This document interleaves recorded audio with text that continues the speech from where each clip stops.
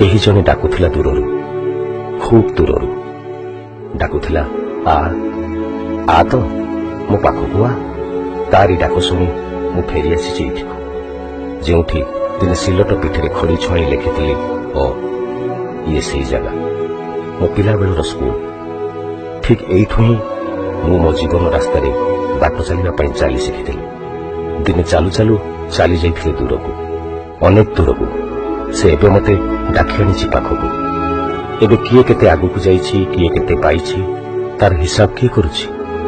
ବଡ଼ କଥା ହେଲା ମୁଁ ମୋ ସ୍କୁଲଠୁ କ'ଣ ପାଇଛି ଆଉ କ'ଣ ଫେରାଇବାକୁ ଆସିଛି। କୁହାଯାଏ ଯୋଉଠି କିଛି ମିଳିଛି ତାକୁ ଠିକ୍ ସମୟରେ ଫେରାଇ ଦେବାରେ ଅଛି ବଡ଼ ପୁଣ୍ୟ।